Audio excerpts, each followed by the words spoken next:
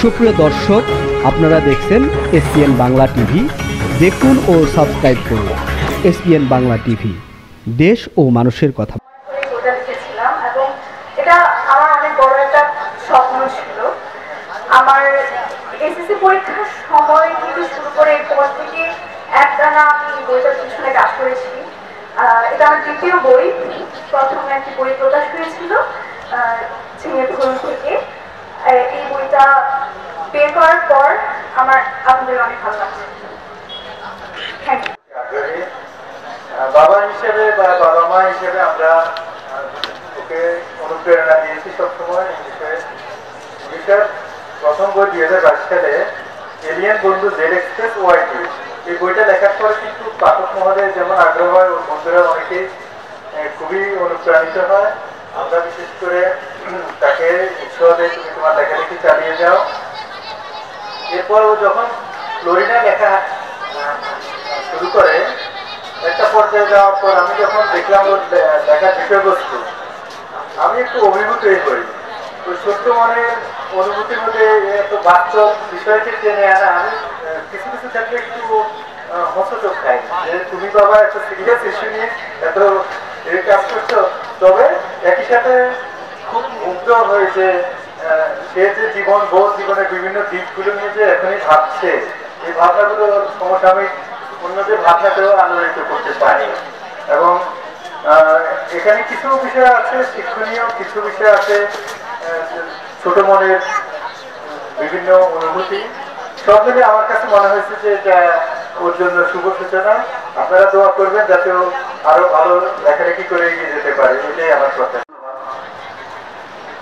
জলে আগুনের ফুটা আমার প্রথম কাব্যগ্রন্থ। আমার বেড়ে ওঠা মফস্বল শহরে আমি কাব্যচর্চার সাথে সম্পৃক্ত সেই ছোটবেলা থেকেই। যখন মাধ্যমিকে পড়তাম তখন থেকেই আমার মূলত ছড়া লেখা শুরু। এরপরে আমি গদ্য কবিতায় মনোনিবেশ করি। তো আসলে কবিতা তো কোনো সিলেবাস মেনটেন করতে হয় না, বা কোনো একটা কোর্স কমপ্লিট করে তো কবিতা লিখতে যায় না। অর্থাৎ আমার বোধের ভিতরে যে মিছিল, অর্থাৎ আমার যে চিন্তা, আমার যে একটা আক্ষেপ বেদনা, সেই জায়গা থেকে আমি ছড়া লিখতাম। সেই ছড়া পরে যে অভিব্যক্তি আমি পেয়েছি, গণমানুষের যে একটা বোধ, তাদের যে মাঠ পর্যায়ের শ্রেণী সংগ্রাম, উৎপাদন সংগ্রাম, সেখান থেকে যখন আমি আমার বুক থেকে যখন আমি লেখা শুরু করি, তখন আমার ভিতরে একটা মানে জিজ্ঞাসা কাজ করে। মূলত আমার একটা আত্মজিজ্ঞাসা হচ্ছে আমার কবিতা। তো কবি হেলাল হাফিজ আমাদের মধ্যে নেই, তিনি একটি কথা বলেছিলেন যে কবিতা তো কেঁদে উঠে মানুষের যে কোনো অসুখে, নষ্ট সময় এলে উঠানে দাঁড়িয়ে বলে পথে, এ পথে নয়, ভালোবাসা ওই পথে গেছে। অর্থাৎ কবিতা আসলে একটা সময়কে নির্দেশ করে, একটা পথ প্রদর্শক হিসেবে কাজ করে, অর্থাৎ সঠিক পথটা দেখিয়ে দেয়। অনেকেই কবিতা লিখেন, আমি ওইভাবে কবিতা লিখেছি বা হয়ে ওঠেনি বা হয়েছে কি না এটা পাঠকরা বিশ্লেষণ করবেন। তবে আমার একটা ছোট্ট সরল অনুভূতি হচ্ছে যে কবিতা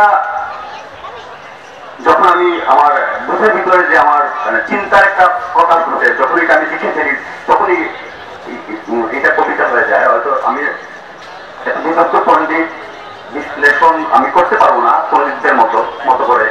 তো এখানে যারা আজকে এই 21শে বই মেলায় আমার পাশে আছেন, যারা সবাই আমার সহযোগিতা, আমার কবিতার যাত্রায় তাদের সবাই আমাকে অভূত সমর্থন জানিয়েছেন, আমার পাশে থেকেছেন, প্রেরণা জুগিয়েছেন। আমার এই প্রথম কাব্যগ্রন্থ জলে আগুনের ফুটা, এই কবিতার নামকরণের পিছনেও আমার অনেক সহযোগিতা কাজ করেছেন। যে তাদের প্রেরণায়, তাদের ভালোবাসায় আমি এই কবিতার বইটি প্রকাশ করতে আজকের এই গ্রন্থ উন্মোচন কেন্দ্রে আমার সাথে যারা আছেন, আমার প্রকাশক সহ শ্রদ্ধাভাজন কবিরা আছেন, এখানে এখানে অনেক সহযোগিতা আছেন, এবং আমার এই প্রথম কবিতার বই আমার জীবনের প্রথম একটা কাব্যগ্রন্থ, প্রথম সন্তানের মতো সবাই বলে থাকেন। এখানে আমি খুবই আনন্দ অনুভব করছি এবং আমি সবার প্রতি কৃতজ্ঞতা এবং ভালোবাসা জানাচ্ছি। এবং আজকে এই যত এই পর্যন্ত এই মঞ্চে যত মনোরঞ্জন হয়েছে সব বইয়ের আমি সফলতা কামনা করছি। সবাইকে ধন্যবাদ সময় নিয়ে আমাদেরকে পরিচালনার জন্য। সঞ্জয় দেবনাথ কবিতার চর্চা করে 3 যুগ, কিন্তু প্রথম বইটি বেরোলো মাত্র। প্রকৃত কবিরা এইভাবে বিকশিত হয়, দীর্ঘ সময় সাধনা করে। সাধক না হলে কবি হবে কিভাবে? যাই হোক, আমি এবং সে একই শহরে বড় হয়েছি। আমি তার চেয়ে কবি 1 যুগ আগে, কিন্তু সে পরে দীর্ঘদিন সাংবাদিকতা করেছে। আমার অনেক ছোট গল্প কবিতা সে নিজে ভালোবেসে প্রচার করেছে। তো যাই হোক, সঞ্জয় দেবনাথের এই কবিতার সাধনা সফল হোক। তার পিতাও ছিলেন সুদীর্ঘকালের ব্রিটিশ এবং পাকিস্তান বাংলাদেশ সময়ের বাম আন্দোলনের একজন সেন্ট্রাল রাজনীতিবিদ। সেই পিতারই সুযোগ্য সন্তান, সে শিক্ষক এবং কবিতার সাধনা করে। আমি বেশি কিছু না বলে সংক্ষেপ করতে চাই। আপনারা সবাই বইটি সংগ্রহ করবেন। তার একটি কবিতা করতে চাই।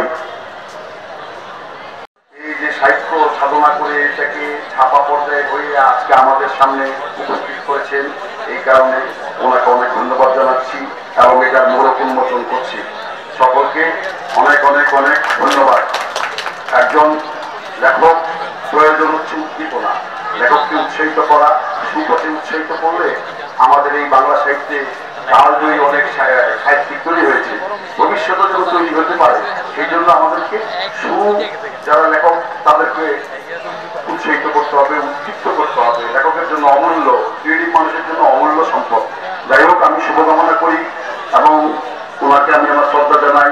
এই যে ভাষার প্রতি, এই যে শিল্পকলার প্রতি, সাহিত্যের প্রতি এই বয়স পর্যন্ত উনি ভালোবাসা ধরে রেখে আজকে তরুণদের মধ্যে এসে আসতে পারছেন, ওনাকে ধন্যবাদ জানাই, দীর্ঘজীবী কামনা করি। ধন্যবাদ সকলকে। শিক্ষক ছিলাম 13 অবস্থা, যার বিচার হাত আজ হচ্ছে এখন বেশি। এই বছরে 2টা বই প্রকাশ ভেবে দেখুন, বই এর আগে 3টা বই প্রকাশ করছে। আর এই 2টা বই এনেছি আগামী বছর ইনশাআল্লাহ 2টা বই আসছে। তারপরে আমরা আরো চলে। যাই হোক, এই 2টা বই মায়ের আত্মনাথ এমন একটি বইয়ের মধ্যে পাবেন 4টা ফেব্রুয়ারির উপর কবিতা, স্বাধীনতার উপর একটা, আর ভাষার উপর একটা কবিতা। আর এই ভাষা স্বাধীনতা গানও 3টা, গানও দেখছে। আমি সবাইকে গানও দিতে রাখছি। আমার তারপর নাটক আবার টিভিতে দিতে হয়েছে, ওই জীবন্ত চ্যানেলে হয়েছে। সেই রকম উপন্যাস বাড়িতে খেলা যায়, ওটা এখন আসলে আসলে তো এই মায়ের একটা কবিতা দেখবেন যে ভাষা 21শে ফেব্রুয়ারি স্বাধীনতা এবং বাংলাটা করতে হবে অন্যায়ের মধ্যে। আমাদের অন্যায়ের কোনো আপোষ বিদ্রোহে করলেন তারপর বাংলায় এলো মুকুন্দিন, এতে 21 বছর মাত্র 16 বছর আমরা দেখছিলাম। এই বইয়ের ভিতরে কঠিন ভালো অন্যায়ের মধ্যে লেখা এবং অন্য সাথে কোনো আপোষ করতে পারে না। বয়স আমাদের করলে তো বয়স অনেক, কিন্তু বয়স অনেক হলো মন কিন্তু যৌবন তর্ক করে মনে এভাবে। আপনারা আমার জন্য দোয়া রাখবেন যে আমি যেন আরো এগিয়ে যেতে পারি। তা আমি শারীরিকভাবে খুবই অসুস্থ, জ্বর অবস্থা এখনো না, কিন্তু জ্বর অবস্থায় আমি হেঁটে চাইছি, যাবই বলবে যদি আমার কষ্ট। আচ্ছা, একটু 3টি বই প্রকাশ করেছেন এবং একজন হচ্ছেন খুব প্রবীণ 75, আপনার অনেক বয়স। উনি যে এই প্রথম এত বয়সের একজন এখানে এসে বড় কম্পোজিশন করেছেন নিজের বই, আর কাউকে অতিথি হিসেবে আনেননি। আমি 3টি বইয়ের সাফল্য কামনা করছি এবং আপনারা সবাইকে 2 লেখকের 3টি বই কিনে লেখক এবং পাঠককে উৎসাহিত করবেন। ধন্যবাদ।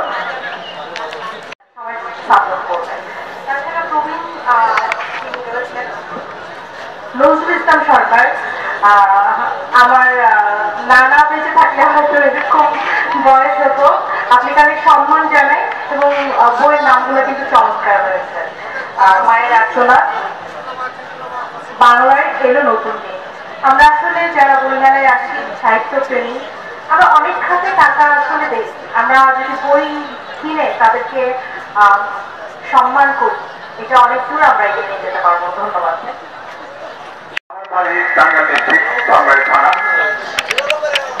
আমি অতি সাধারণ পরিবারে জন্মগ্রহণ করেছি। আমার আব্বা ছিলেন একজন মসজিদের মুয়াজ্জিন। আমি ভাই বোনদের ভিতরে 11 নাম্বার, আমরা ভাই বোন 11 জন।